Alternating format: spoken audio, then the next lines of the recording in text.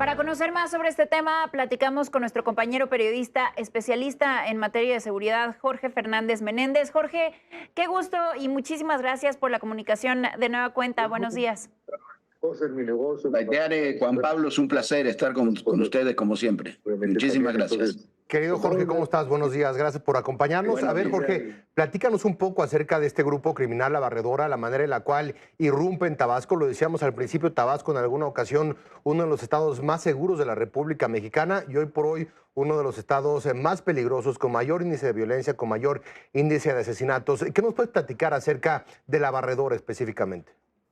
Un año y medio. Mira, la Barredora era un grupo que comenzó en Guerrero, luego se fue trasladando hacia Tabasco y es un grupo que básicamente era una suerte de franquicia del cártel Jalisco Nueva Generación. Fue creciendo con el cártel Nueva Generación, se fue desarrollando, tomaron el control de Tabasco, tomaron buena parte del control de Chiapas y de la frontera con Guatemala y a partir de ahí se fueron desarrollando y fueron consolidando su estructura de poder. Los primeros meses, años de Bermúdez ahí al frente de la Secretaría de Seguridad, bajaron los índices de inseguridad. ¿Por qué? Porque ese grupo criminal ocupó el Estado y se encargó de cobrar las extorsiones, del tráfico de personas, del tráfico de drogas, de la explotación de combustible, tanto la extracción como el contrabando de combustible. Lo mismo ocurría eso en Tabasco y ocurría en Chiapas. Lo que sucedió es que en el último año, el gobierno ya de Carlos Merino, se rompieron los acuerdos entre el cártel Jalisco y La Barredora y desde ese momento comenzó también, se desató la violencia en Tabasco. Es un grupo donde Bermúdez está señalado no de cobrar sobornos, de... Oye, Jorge, perdóname, te vamos a interrumpir un segundo. Tenemos un sonido ahí un audio que se está metiendo. Danos un minuto para recuperar la comunicación contigo en lo que platicas con producción, Jorge. Y Baiteare, a ver, retomar un poco lo que está diciendo Jorge y lo que nos está explicando. Esta cantidad de grupos criminales que hay en México, digo, generalmente hablamos del cártel Jalisco, hablamos del cártel de Sinaloa, del cártel del Noreste, pero a final de cuentas, las excesiones de estos grupos y cómo imaginarnos la potencia, lamentablemente, que tiene nuestro país, de que de una costa de Guerrero, de la costa del Pacífico, se puede trasladar a otra costa como es la costa de Tabasco. Sí, básicamente hay dos grandes cárteles que se están disputando el territorio mexicano, pero hay distintas células que una vez que uno de los líderes es aprehendido, detenido, que es extraditado o que pierde la vida, pues van saliendo muchas más cabezas que finalmente forman este tipo de brazos armados o de grupos y células vinculadas a los grandes cárteles de nuestro país. Jorge, me parece que ya podemos retomar la comunicación. Todavía no. Estamos trabajando en eso, Baiteare. Y a ver, parte de lo que tú decías de estos grupos y de lo que puede implicar específicamente en Tabasco el tipo de lucha que hay entre distintos cárteles que también se han adueñado del sureste de nuestro país, y todo esto tiene que ver primero y antes que nada con la frontera entre México y Sudamérica, con la frontera entre México y Guatemala, lo que implica hoy por hoy el negocio del huachicol, del combustible robado, lo que implica el tráfico de personas que quieren ingresar a territorio norteamericano y que forzosamente por cuestiones geográficas deben de pasar por el sureste de nuestro país, la extorsión, el tráfico, por supuesto, de drogas. Estados como Quintana Roo, que también eran relativamente tranquilos hasta hace algunos años, son territorios que están siendo peleados ferozmente por distintos grupos criminales. La presencia así del cártel Jalisco Nueva Generación, que es el grupo criminal que mayor presencia tiene hoy por hoy en nuestro país, que es uno de los grupos también criminales de mayor violencia en cuestión de métodos en ese sentido, y lo que implica para los grupos regionales que se encuentran enraizados desde hace años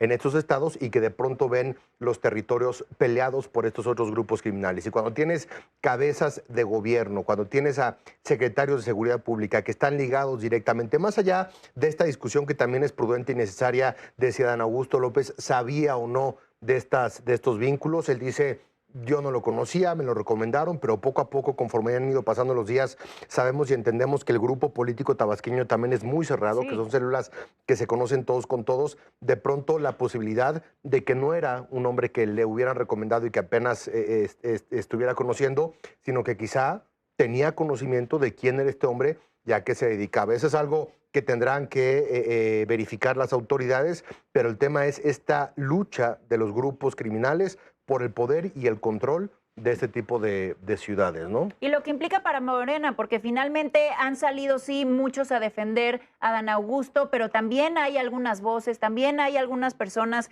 que, digamos, se están decantando por más bien abstenerse, Sí. está generando mucha ámpula, incluso en Palacio Nacional durante las conferencias mañaneras, y me parece que ahora sí tenemos la oportunidad de retomar la comunicación contigo, Jorge.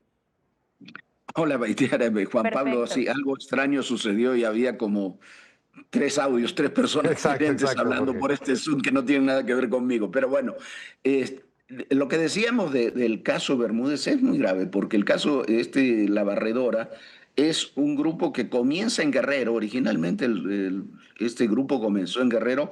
Por alguna razón se fue desarrollando, fue creciendo, se instaló en Tabasco con la llegada de Bermúdez, con el auspicio de Bermúdez, que parece que tenía relación con estos grupos desde bastante tiempo atrás. Y cuando él es secretario de Seguridad, se queda con el control del crimen organizado en la entidad. La Barredora originalmente era como una suerte de franquicia del cártel Jalisco Nueva Generación. No era un cártel en sí mismo, adoptaba ese nombre, pero era una franquicia del cártel Jalisco Nueva Generación. De Tabasco se desarrollan también con la llegada de Rutilio Escandón, que es el cuñado de Adán Augusto, se desarrollan también en Chiapas, entra el cártel Jalisco a Chiapas. Toda la violencia que vimos en los últimos años en Chiapas está relacionada con esa llegada del cártel Jalisco a Chiapas, controlan buena parte de la frontera y a partir de ahí desarrollan un negocio que abarca el tráfico de personas, el narcotráfico y también en forma muy importante todo lo relacionado con el huachicol, lo que llaman el huachicol, el robo y el contrabando de combustibles y se involucran incluso en obras, se involucran en la construcción del tramo 4 y 5 del Tren Maya, se involucran, crea el señor Bermúdez toda una trama de empresas de distintos tipos, él, su hermano, sus sobrinos, sus familiares. Un sobrino acaba de ser detenido precisamente ayer, acusado de apuestas ilegales en Paraguay. Y bueno, quizás como detalle, todas esas empresas, toda esa trama de empresas se registran en la notaría de Adán Augusto López. Jorge, y otra vez el gobierno de México acechado por el fantasma de la palabra narcogobierno. Finalmente, pues un nombre importante para la materia de seguridad en el estado de Tabasco, importante también durante la administración de don Augusto López, que sin duda es figura que tiene muchas tomas de decisiones al interior de Morena. No, bueno, es su nombre que fue Adán Augusto, gobernador de Tabasco. López Obrador lo calificó como mi hermano, fue después secretario de Gobernación, precandidato presidencial, un precandidato que pensó que podía ganarle la candidatura a Claudia Sheinbaum. Entonces, no es un dato menor, no es un dato menor que quien lo denuncie no sea la oposición, sino originalmente, hay que recordar eso, originalmente la denuncia la hace la Secretaría de la Defensa, el Centro Nacional de Inteligencia de la Secretaría de la Defensa, donde son documentos que se llevan, esos documentos se trasladan de la Defensa, los conjunta el CNI, el Centro Nacional de Inteligencia, y desde ahí se distribuyen hacia diferentes oficinas. Eso de que no son documentos oficiales, sí, son documentos oficiales. No implican que a partir de ese documento se vaya a iniciar una averiguación previa, pero las autoridades responsables tienen información de lo que dicen esos documentos. Todavía en el 2022, en octubre del 2022, en una mañanera, una reportera de Proceso mostró esos documentos en la mañanera, le preguntó al entonces presidente López Obrador y qué opinaba sobre eso, sobre esa información, y dijo que eran todas difamaciones, que era la prensa conservadora, bueno, las cosas que decía y que dice López Obrador o que se suelen seguir diciendo ahora. Y desestimó esa información. Ahí estaba la información. Ahí tenían las cosas. Cuando Omar García Harfuch dice ayer que, bueno, comenzó en el 24 formalmente la investigación, pero había indicios, eso eran los indicios. Desde esa época se tendría que haber comenzado la investigación. Comenzó en noviembre del 24 porque el gobierno comenzó en octubre. Entonces, el gobierno anterior no quiso investigar al señor Bermúdez por las razones que fueran, no quiso investigarlo Adán Augusto, no quiso investigarlo el expresidente, y bueno, ahora estamos cosechando lo que sembramos, lo que sembraron en aquellas épocas. Querido Jorge, te agradecemos mucho que nos hayas tomado la llamada esta mañana. Seguimos al pendiente. Te invitamos la próxima semana a seguir platicando de este tema que apenas se va revelando en cuestión de conocimiento y también las órdenes de aprehensión que han sido ya giradas y algunos familiares que han sido ya detenidos. Gracias, Jorge. Que tengas buen día. Te vemos en tu programa por la noche. Muchísimas gracias a ustedes. Un abrazo a los dos. Gracias. Saludos, gracias, Jorge.